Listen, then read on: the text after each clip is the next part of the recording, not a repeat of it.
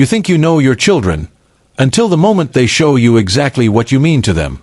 My name is Stephen Woods, and on Father's Day, my daughter handed her father-in-law a luxury cruise worth $13,000, while tossing a $2 lottery ticket at me with a smile.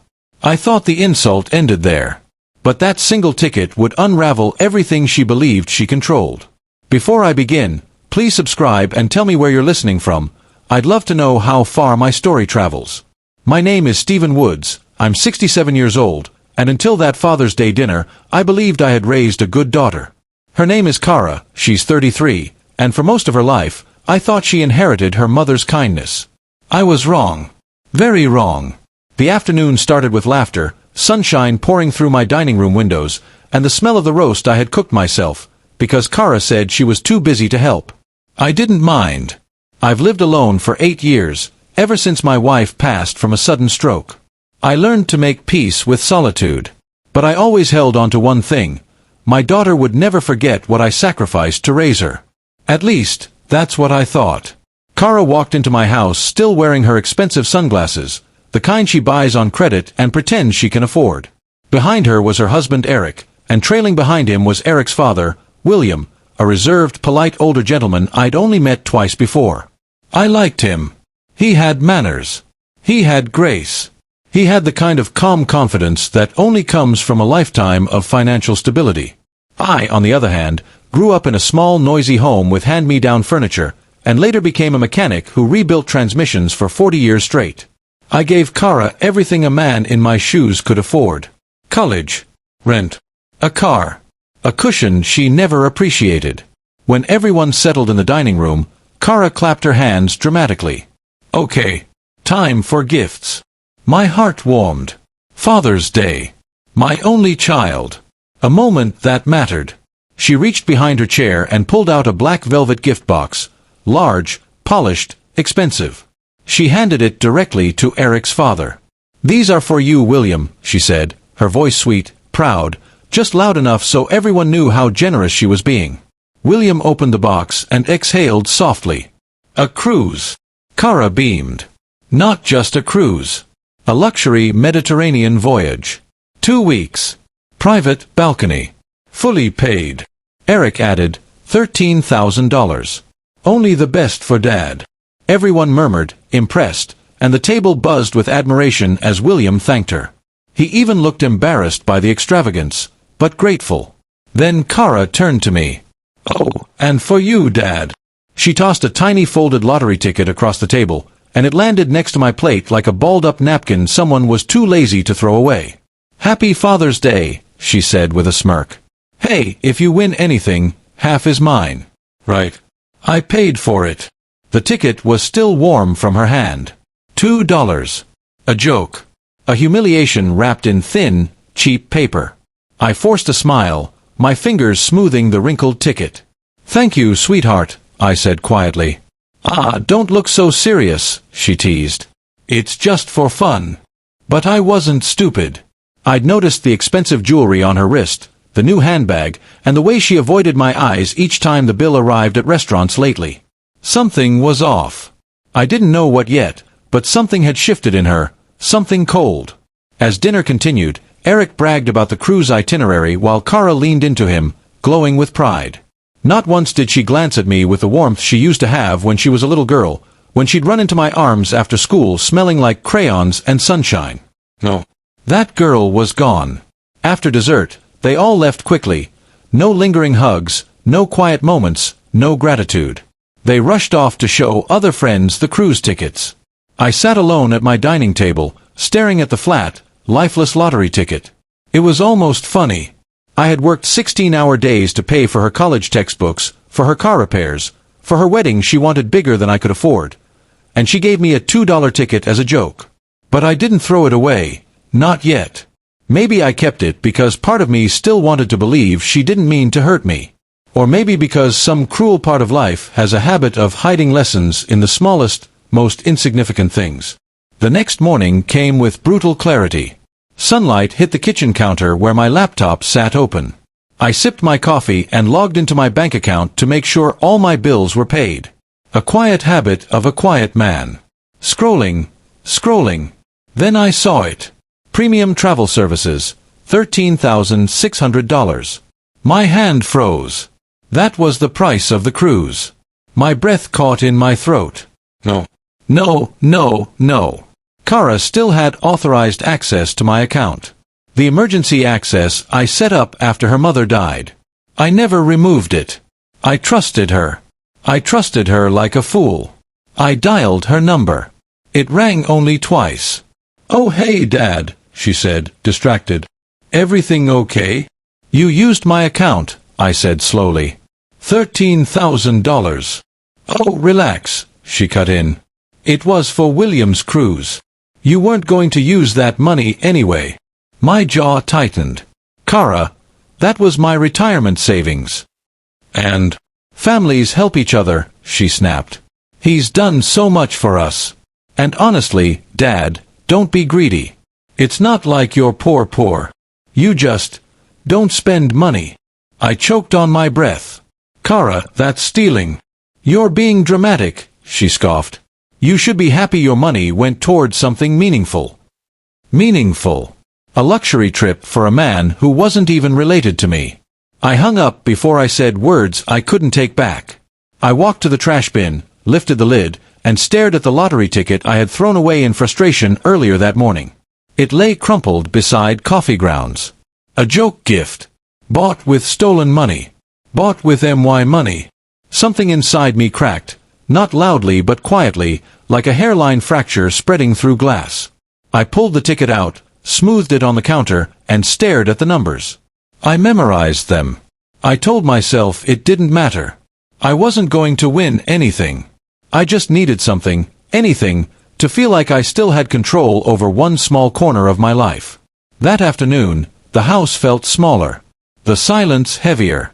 I walked through each room, past old framed pictures of Kara, her missing front teeth in second grade, her graduation gown, her wedding day glow.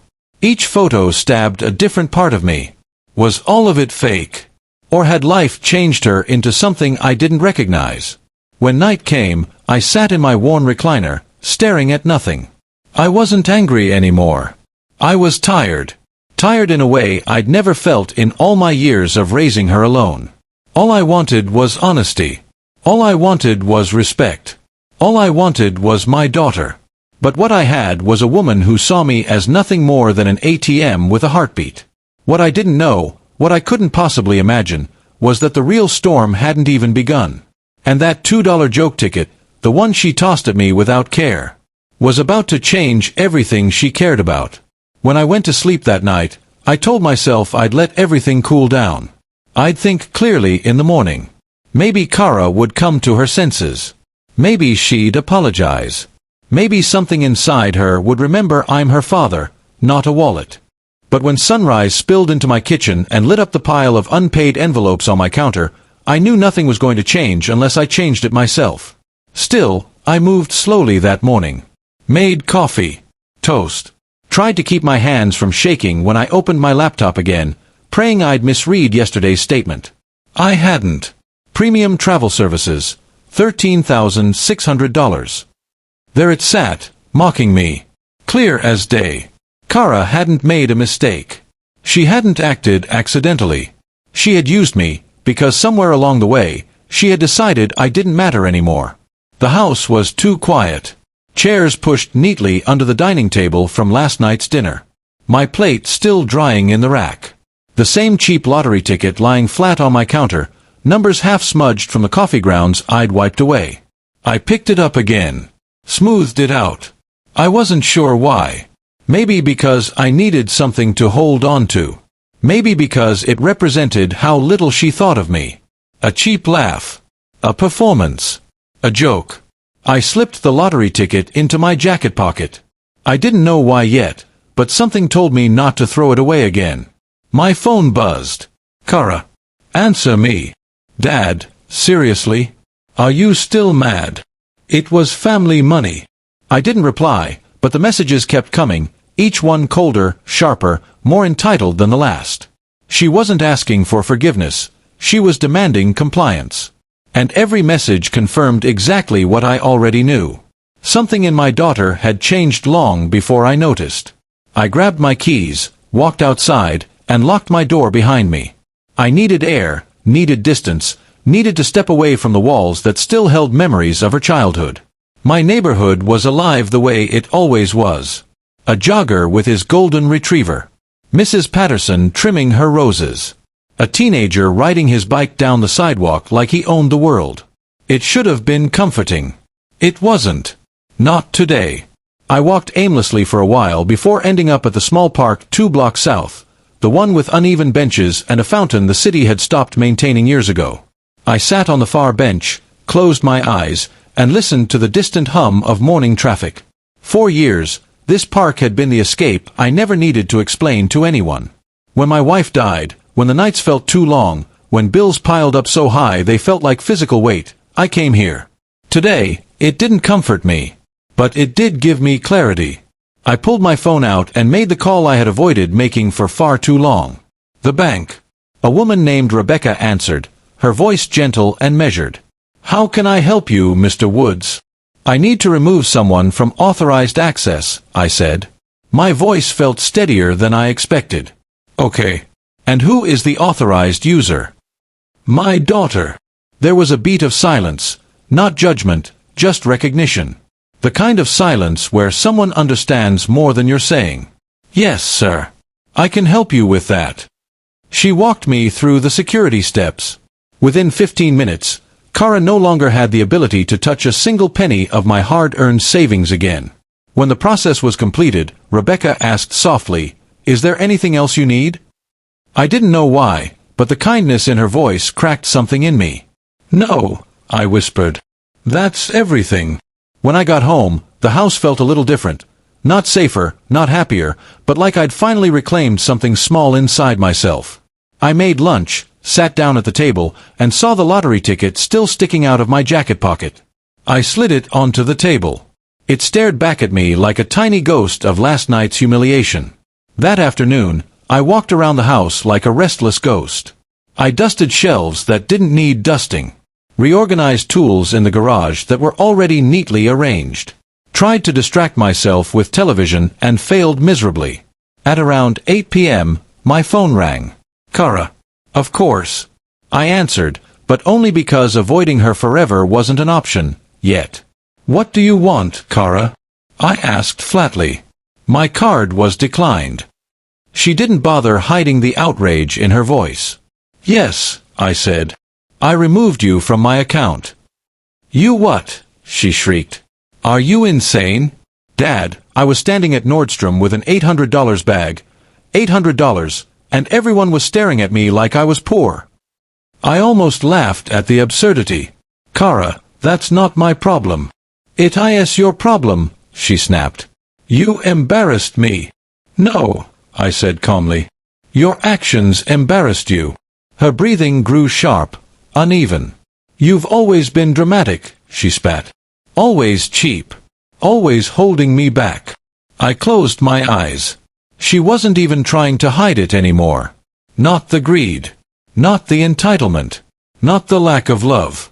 "You stole from me, Kara," I said quietly. $13,000. She scoffed. "I used family money for the family. We deserved that cruise. Eric has done nothing but help us.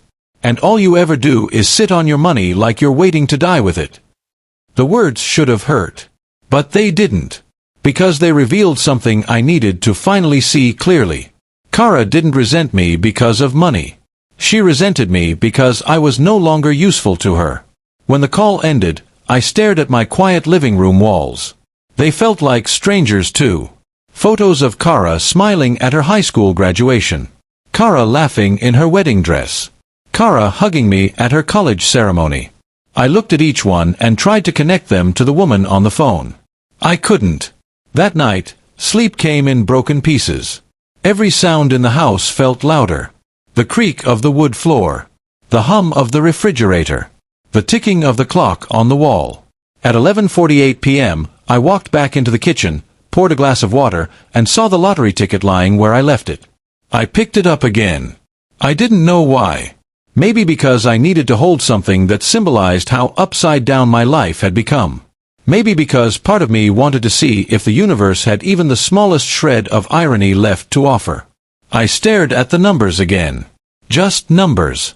Just ink. Just a joke. I placed it flat on the counter, smoothing the wrinkles. Then I left it there and went to bed. I woke up the next morning with a faint feeling that something in the air had shifted. Not dramatically. Not loudly. But quietly, like the pause between lightning and thunder. It was a Wednesday. A dull one at that. I made breakfast, cleaned the dishes, and sat down at my small kitchen table as the local news droned in the background. I wasn't watching. Not until a certain announcement echoed through the room. And now for last night's winning Powerball numbers. My fork froze halfway to my mouth. 7, 14, 23, 35, 42. The air thinned. And the Powerball is 18. My entire body went cold. Then hot. Then cold again. I stood slowly. Walked to the counter. Picked up the ticket with trembling hands. I read the numbers. Once. Twice. 3 times. No. No way. No way. The numbers matched. All of them. Every single one. The $2 joke. The gift she tossed at me like trash. The ticket bought with stolen money. I felt the kitchen spin around me. I sat down before I fell. My heart hammered against my ribs. My breath came shallow, uneven. I whispered to the empty room, "This can't be real." But it was. It was very real. The universe had spoken. And whether by fate or cosmic humor or divine timing, the moment Kara stole from me, the moment she disrespected me, the moment she humiliated me in front of everyone, was the same moment she handed me the one thing she never expected to lose. My power. My freedom. My future. And she had no idea what was coming. When the shaking finally stopped, when my heartbeat returned to something close to human, I sat there at my kitchen table clutching the ticket like it might vanish if I blinked too hard. $120 million. 120 million. The number didn't feel real. It didn't even feel possible. I'd spent 68 years of my life being responsible, cautious, modest. I'd saved every penny I could so I wouldn't be a burden on anyone. I bought used cars, wore worn jackets, patched old boots instead of buying new ones. And now, overnight, a small, crumpled, coffee-stained piece of paper had turned my entire future upside down. I needed air. I grabbed my jacket, shoved the ticket inside the inner pocket like it was a sacred artifact, and stepped out into the morning light. Everything looked the same. But I wasn't. My neighbor, Mr. Henderson, waved from his porch as he loaded bags into the trunk of his car. "Morning, Stephen," he called. "Morning," I answered, but my voice sounded distant, even to me, like I was talking underwater. He didn't notice. Why would he? As far as anyone knew, I was just the same quiet old mechanic who lived on Maple Street. I walked aimlessly down the sidewalk, past trimmed lawns and blooming azaleas, listening to the thud of blood in my ears. Cars passed. Dogs barked. Someone honked at a cyclist. A mother pushed a stroller while her toddler tossed cereal puffs onto the pavement. It was all so normal. So ordinary. And I was holding a secret big enough to end galaxies. I sat on a bench near the pond at the community park. Ducks drifted across the surface like they had nowhere to hurry. A few kids tossed bread crusts into the water.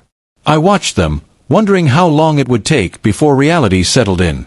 Minutes. Hours. Maybe never. I pulled the ticket out of my jacket again, afraid that if I didn't keep checking it, the universe would find a way to undo the miracle. 7, 14, 23, 35, 42, 18. It was like the numbers glowed. I whispered them under my breath again, then again, like a prayer or a curse. When I finally stood, my knees buckled. I had to grab the back of the bench to steady myself. I'd never known fear and amazement could feel identical. By the time I returned home, my hands had stopped trembling. My mind had not. I needed confirmation. I needed someone official, someone whose voice didn't belong to a TV announcer or my own hopeful imagination. I called the Ohio Lottery hotline. Navigated the automated prompts. listened as a robotic voice read back the numbers, confirming everything. Then I sat there in the quiet of my living room, staring at the wall, the phone resting in my open palm. I thought about calling someone. But who? My sister Margaret would panic. My brother-in-law Derek would have advice I didn't ask for. Kara would rip me apart before I even said the word lottery. I leaned back in my chair and rubbed my temple. Memories flickered through my mind like a film reel. Kara, about 4 years old, tugging on my pant leg and asking for ice cream money. Kara, 14, crying into my chest after failing her math test. Kara, 18, hugging me tightly at her graduation ceremony. Kara, 24, calling me from her new apartment to tell me she'd gotten hired at the dental office. Kara, 26, marching into my house to ask if I could co-sign their mortgage, just for a few months. And then, Kara, 38, tossing a $2 lottery ticket across my dinner table like she was feeding scraps to a stray dog. Kara belittling me, shaming me, telling me I lived like a common man. Kara calling me cheap, miserly, dramatic. Kara stealing $13,600 from my account and laughing like she deserved it. Kara calling from a mall, screaming that I had embarrassed her. My jaw tightened. Winning this money didn't erase what she'd done. It didn't magically restore the years of respect she'd chipped away at. It didn't turn me into a fool again. If anything, it made things clearer. Finally, the weight of decades of subtle manipulation and emotional extortion lifted off my chest. I breathed deeper, straighter. The next 48 hours passed in a trance. I barely ate, barely slept. I checked the ticket every hour, terrified it might somehow disintegrate or blow away or slip through the cracks of reality. My hands never strayed far from the jacket pocket where it lived. On the second morning, I headed to the Ohio Lottery Commission in Columbus with the ticket sealed in a clean envelope. My heart thudded all the way there, through the parking lot, through the security screening, through the elevator to the 8th floor. When the doors opened, a woman in her 50s with a neatly pinned bun and flawless posture approached me. "Mr. Woods?" she asked. "Yes," I said, my throat dry. "I'm Janet Chen," she said with a warm but professional smile. "Congratulations. We've been expecting you."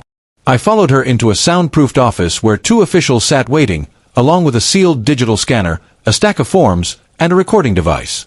They tested the ticket, scanned it, verified the ink patterns, the embedded fibers, the timestamp. Every beep of the machine made my spine stiffen. Finally, Janet looked up from her tablet. "Mr. Woods," she said softly, "you do understand this is real, correct? You have won the full prize. $120 million. I nodded, but the tears came anyway, quietly, unexpectedly. Not because of the money, but because for the first time in years, something good had happened to me without strings attached. No one using me. No one taking advantage of me. No one calling me dramatic, cheap, or foolish. Just something good. When I stepped back outside into the bright Columbus sunlight, everything looked different. Cleaner. Sharper. Like the world had shifted a few inches to the right. I sat in my car and exhaled slowly, gripping the steering wheel. My life was about to change.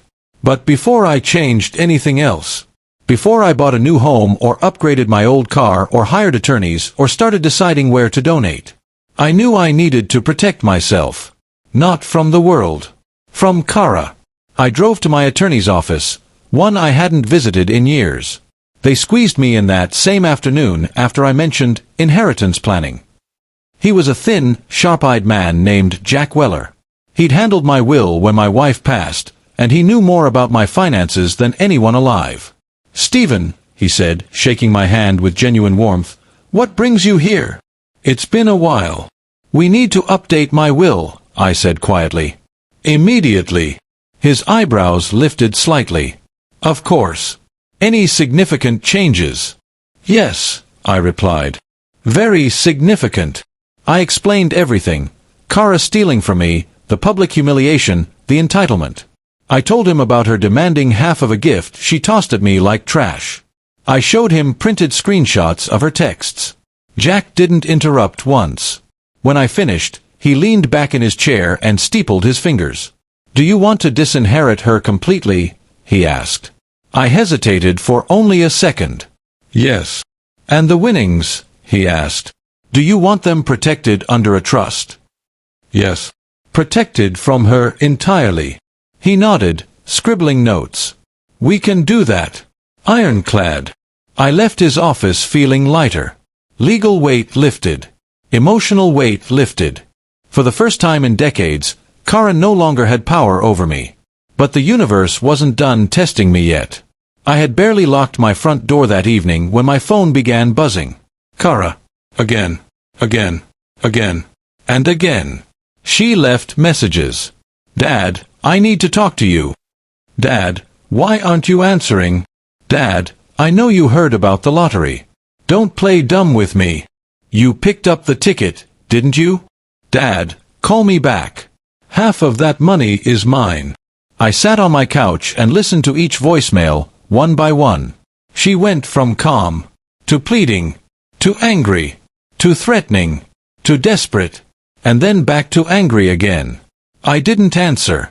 Instead, I turned off my phone and set it face down on my kitchen counter. The silence felt like a warm blanket.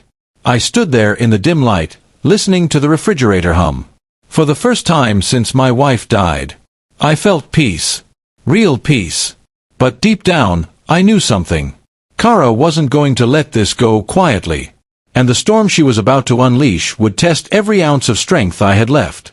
The next morning, sunlight spilled through my curtains long before I was ready to face the day. I woke slowly, rubbing the sleep from my eyes, feeling that strange mix of fear and calm settle into my bones again. Winning a fortune was not peaceful. It came with a weight I never expected. A weight of privacy, protection, and decisions that could not be undone. My phone, which I had turned off the night before, sat on the kitchen counter like a silent threat. I wasn't ready to turn it on yet. I poured myself a cup of coffee and sat at the table, staring out the window at my quiet neighborhood. The same street I'd lived on for over 30 years. The same mailbox I had walked to every morning. The same neighbors who waved to me from their porches. But everything looked different now. Or maybe it was me who had changed. Eventually, curiosity, or dread, won. I reached for the phone, bracing myself, and turned it on. The screen came alive with a flood of notifications. 37 missed calls. 19 voicemails. 52 text messages. All from Kara. My heart sank. I didn't listen to the voicemails. Not yet. I scrolled through the texts, one after another, my chest tightening as I watched her cycle through emotional stages like a machine programmed for manipulation. First came the sweetness. "Dad, can you call me? I just want to talk. I think we got off on the wrong foot yesterday. I miss you. Let's figure this out." Then came the pleading. "Please, Dad. Eric is stressed. We don't know what to do. You know we've always struggled financially. You can help. We just need a little support. You've always helped before." Then the guilt. "How can you keep so much money from your own family? I don't understand how you can be so selfish. You raised me better than this."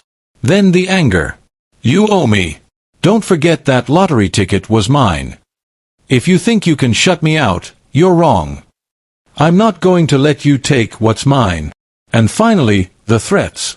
"If you don't talk to me, I'll make sure everyone knows the truth. Eric is already contacting lawyers. This won't go away." I put the phone down like it was burning my hand. The coffee didn't taste the same anymore. My appetite vanished. The house felt smaller again. Everything that had been peaceful just hours ago dissolved under the weight of her desperation. I stepped outside to breathe. The morning air was cool against my cheeks, and dew clung to the grass. My neighbor's dog barked at a squirrel, blissfully unaware that my entire life was on the verge of becoming a tabloid headline. I walked slowly down the street, passing houses I'd known for decades. The familiar routine should have soothed me. Instead, I felt like I was walking into a storm I couldn't avoid. Halfway down the block, I saw Mrs. Patterson watering her flowers. She waved warmly. "There you are, Stephen. Haven't seen you since last week." I smiled weakly. "Just taking a walk." You look pale. Everything all right? I swallowed. Just thinking. A lot on my mind. She nodded sympathetically. Well, don't let yourself get too stressed. You're too old for that. I laughed softly despite myself. I'll try. When I returned home, I saw a car parked in front of my house. A sleek silver BMW. Eric's car. My stomach dropped. Eric was standing by my mailbox, scrolling through his phone, his jaw clenched so tightly I could see the muscles twitching. Kara sat in the passenger seat, her face blotchy from crying, or pretending to cry. I froze at the end of my driveway. Eric looked up. His expression was unreadable, but his eyes were cold, assessing me like I was a business deal he needed to win. "Stephen," he said smoothly, slipping his phone into his pocket. "We need to talk." I stayed where I was. "There's nothing to discuss." Kara stepped out of the car, wiping at her cheeks dramatically.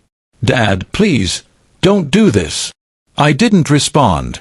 Eric walked toward me with an air of practiced authority, like he was used to people backing down when he approached. "We spoke to a lawyer," he said.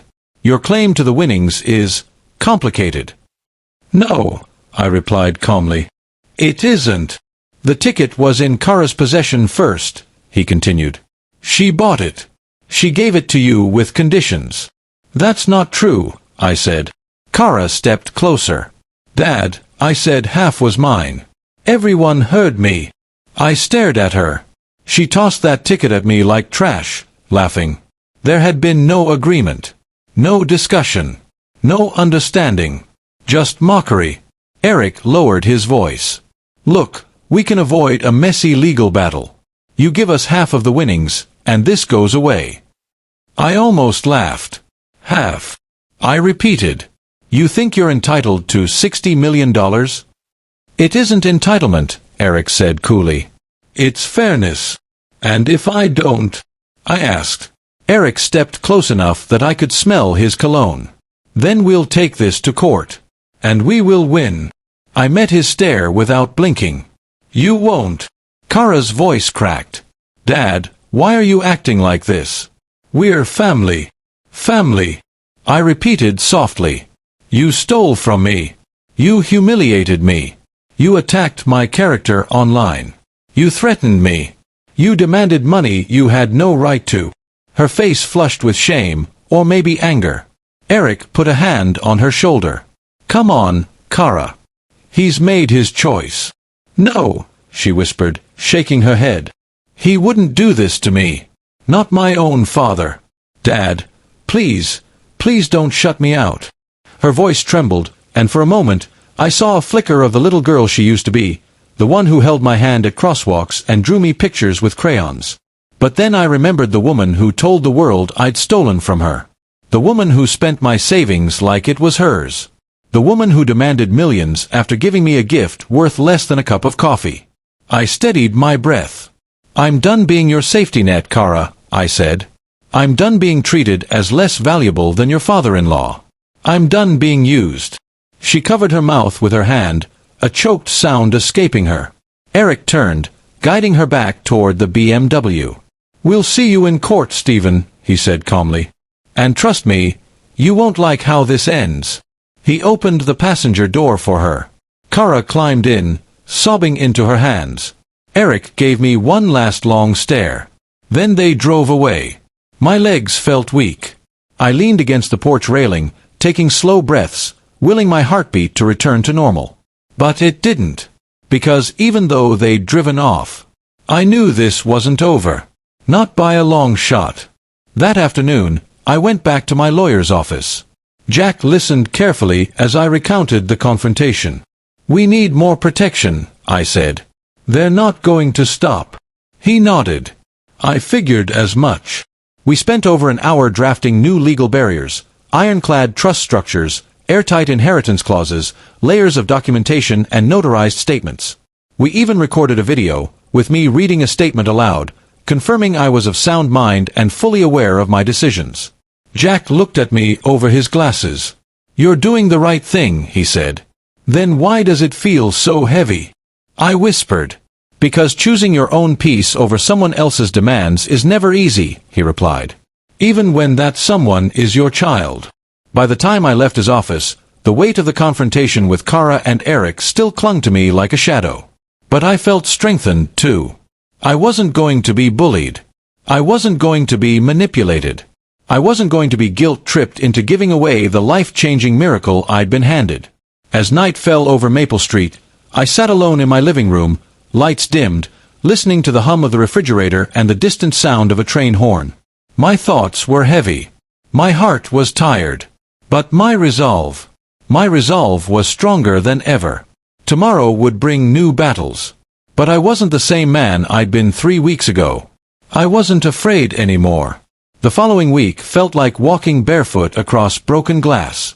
Every morning, I braced myself before touching my phone, unsure what fresh chaos I'd find waiting there. Some days Kara's name flashed across my screen with call after call. Other days, Eric sent long, precise messages, carefully crafted threats disguised as polite legal reminders. I stopped answering altogether. My lawyer, Jack, told me to document everything. He didn't need to tell me twice. Every voicemail, every text, every accusation went into a folder labeled, "For Court." Not because I wanted a battle, but because they were making one unavoidable. On Thursday evening, I stood on my porch watching the sun fall behind the row of maple trees lining the street.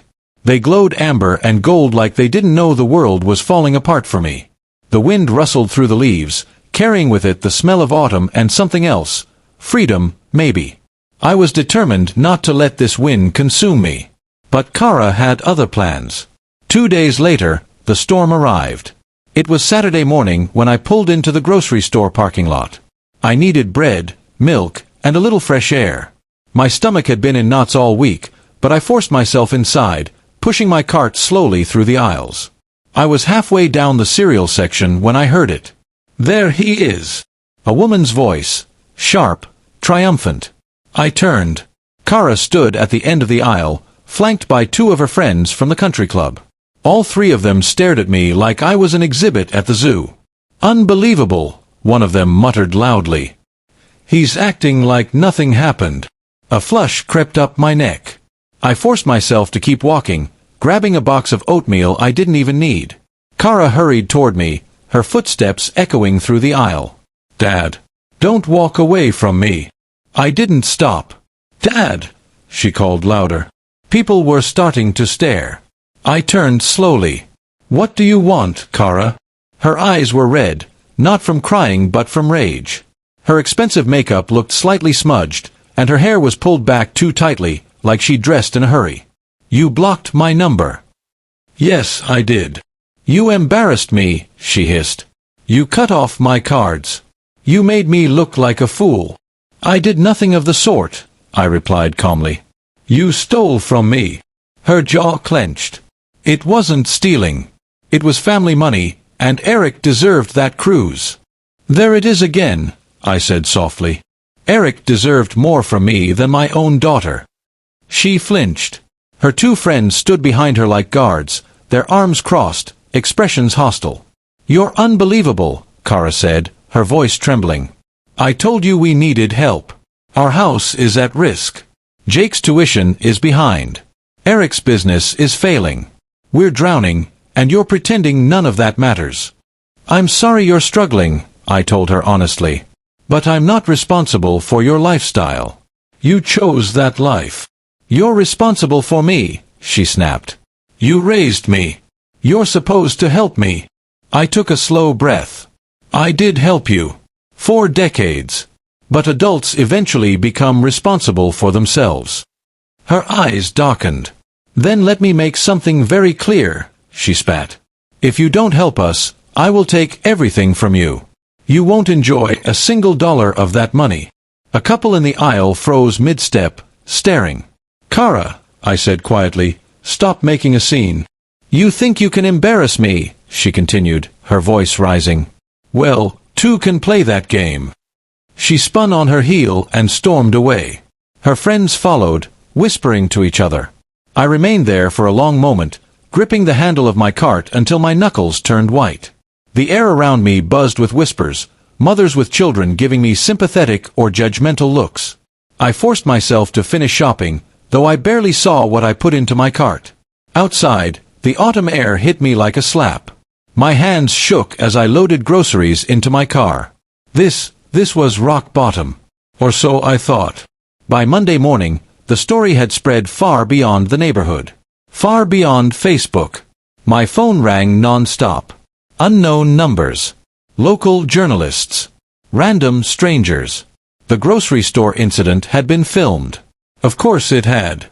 Someone recorded Kara confronting me, yelling, accusing, threatening, and posted it on social media with the caption, "Man wins $120 million lottery and refuses to give his struggling daughter a penny."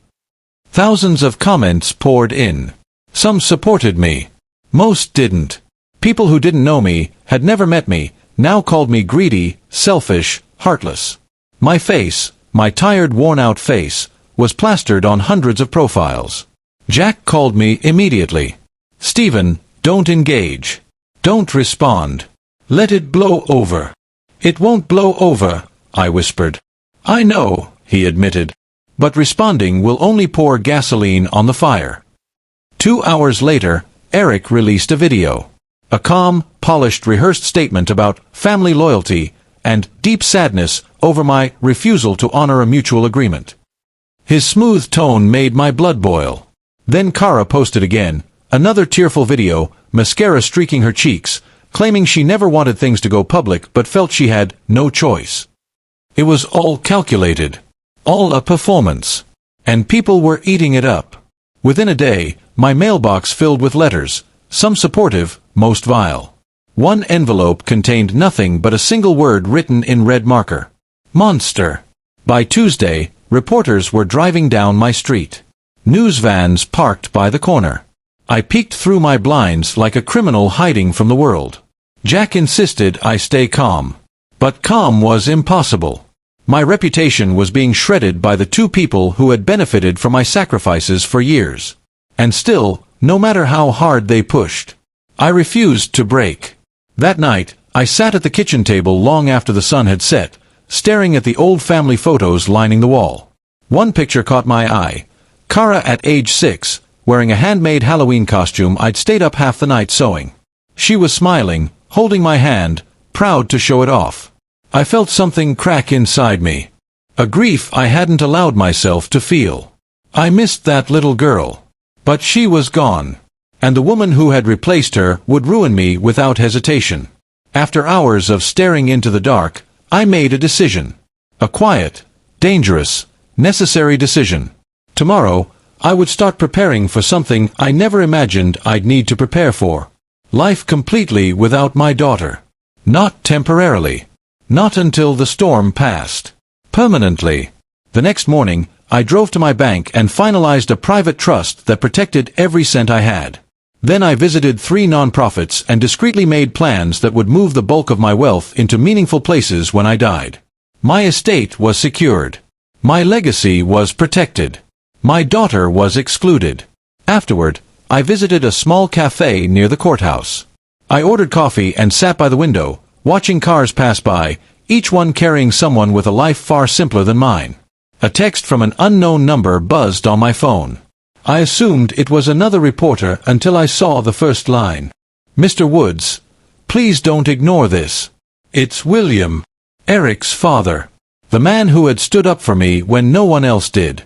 I frowned and continued reading. "We need to talk. Today. It's urgent." My first instinct was reluctance. Then fear. Then curiosity. I typed back, "Where?" He responded instantly. "My office. 30 minutes. Come alone." A chill crept down my spine. I grabbed my jacket and headed for the door. Whatever William wanted to tell me, whatever urgent message he had, I had a feeling it would change everything. I arrived at William's office 15 minutes early, unable to sit still at home any longer. The building was a tall, modern tower of glass and steel with polished floors that reflected every light. It felt like the opposite of the world I came from. A receptionist led me down a hallway to a conference room with floor-to-ceiling windows overlooking the city. The door closed behind me, muffling the hum of office life outside. William stood at the far end of the room, hands braced on the table, staring down at a stack of documents. When he finally lifted his head, I saw exhaustion etched deeply into his face. Not anger. Not smug certainty.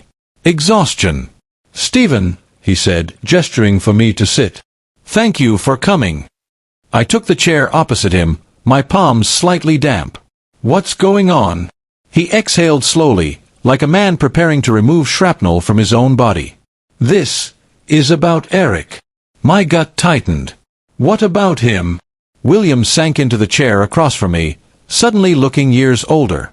"My son is in serious trouble. More serious than you know. And so are you." A chill rippled down my back. "What kind of trouble?" William tapped the folder in front of him. "Eric's business is collapsing. Not because of bad investments or unlucky timing. Because he's been funneling client funds into personal accounts illegally." I stared at him. "He's being investigated?" I asked. "Worse," William whispered. "He's being hunted. By regulators. By investors. By people who don't wait for court dates." I sat back, stunned. He continued, "When your lottery win became public, Eric snapped. He thought your money could save him.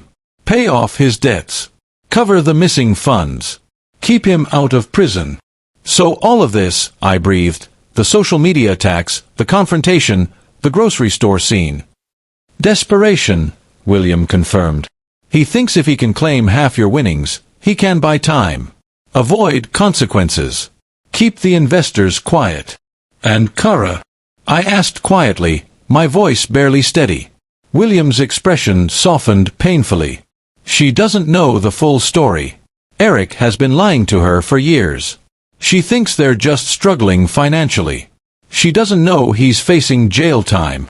I closed my eyes for a moment, letting the revelation sink in. The greed, the anger, the manipulations, all symptoms of something much uglier. "What do you need from me?" I asked. "Protection," William said. "For yourself." He slid the folder across the table. I opened it slowly. Inside were screenshots of emails, financial statements, bank logs, text messages from Eric to business partners, and 2 legal notices marked urgent. "He's dangerous right now," William said. "Not violent, but reckless. Cornered animals bite. He sees your money as his escape hatch." My stomach twisted. "If you don't give him what he wants, he's going to push harder. He'll destroy your name, your reputation, and your peace. And the moment the investigation becomes public, he'll drag you into it. He's already told people you're planning to invest with him." "What?"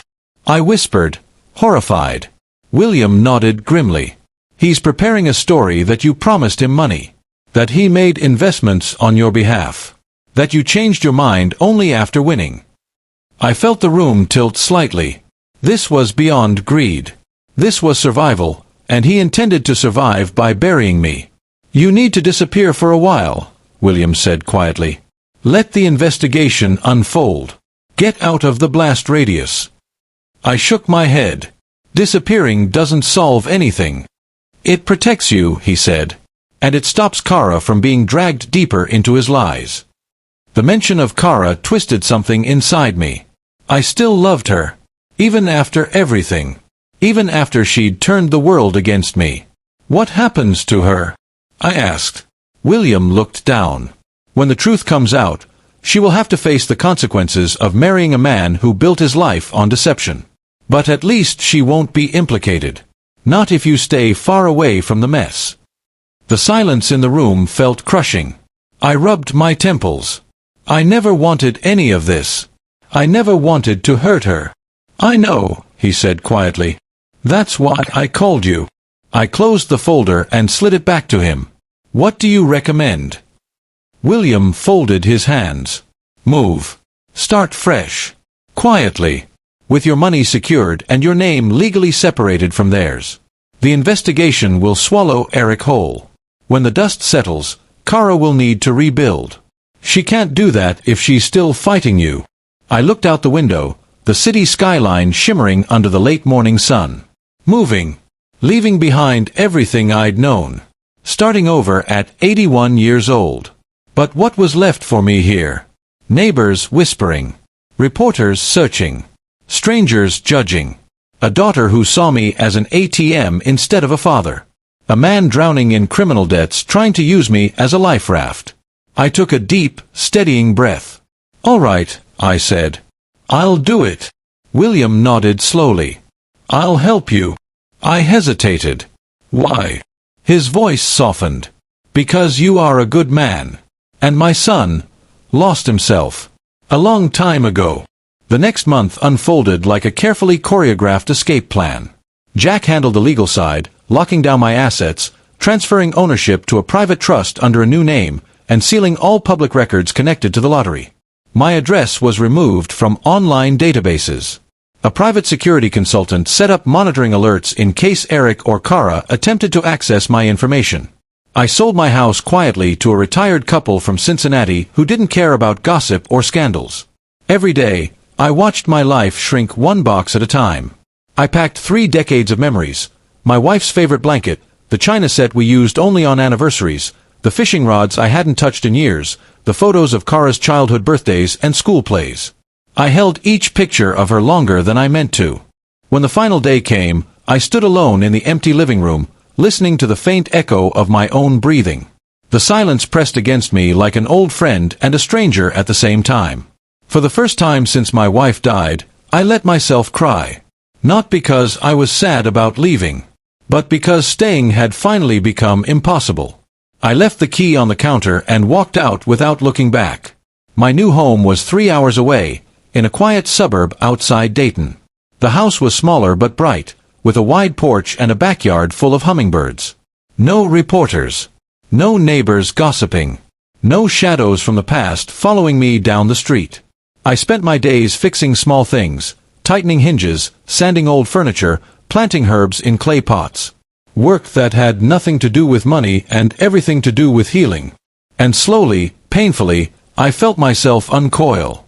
One evening, while unpacking the last box, I found the framed lottery ticket, cleaned, restored, protected behind glass. I placed it on my desk. Not as a trophy. Not as revenge. As a reminder. A reminder that sometimes the smallest, most foolish gift can uncover the biggest truth. A reminder that love without respect becomes bondage. A reminder that letting go, though painful, can be the greatest freedom. 2 months passed before the first headline appeared online. Local financial advisor faces federal investigation. Investors claim millions missing. Eric Johnson's firm accused of fraud. I read each article slowly, feeling a knot form in my chest. The images showed Eric in a suit looking pale and tight-lipped. Reporters crowded his driveway. His office was raided. His employees were questioned. The avalanche had begun. My phone buzzed. Unknown number. I almost ignored it, but something tugged at me. "Hello." Soft breathing. Then a voice I knew by heart. "Dad." The sound hollowed out my chest. It was Kara. But not the Kara who screamed at me in grocery stores. Not the Kara who filmed herself crying for strangers on the internet. This voice was small. Fragile. Shattered. "Dad," she whispered again. I didn't know. I swear I didn't know." I leaned against the wall, closing my eyes. "I believe you," I said softly. A breath escaped her, half sob, half relief. "Everything is falling apart.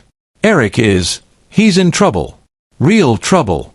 The lawyers, the police, the investors. I don't know what to do." I swallowed. "I'm sorry." Her tears filled the phone. "Dad, please don't hang up. Please. I'm scared." My heart cracked open. For a moment, I felt the old instinct rising, the need to protect her, to fix everything, to carry her pain. But I couldn't. Not this time. "Kara," I said gently, "I will always care for you. I will always hope you find your way. But I can't fix this for you." "I know," she cried. "I know. I can't stop thinking about how wrong I was. What I said. What I did to you. I'm so sorry." My throat burned. "I forgive you." A broken sob slipped through the speaker. "But," I continued softly, Forgiveness isn't the same as going back. Silence. Long, aching silence. I understand, she whispered. I hope one day you find peace, I said quietly. But we have to heal separately now. Can I call you again? She asked, voice trembling. Someday, I answered. When we're both ready. I hung up before the tears in my eyes could fall. Then I sat down on the living room floor and let the silence wash over me. It wasn't victory. It wasn't revenge. It was release. A heavy, painful release. The kind that breaks you open so life can grow again. Weeks later, early one morning, I stepped outside to find a small envelope on my doorstep. No return address. Inside was a letter written in familiar handwriting.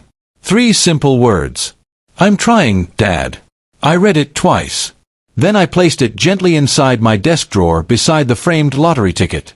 2 reminders. Both of them painful. Both of them necessary. And for the first time in months, I breathed without feeling like the air was borrowed. Life wasn't perfect. But it was mine again. And that was enough.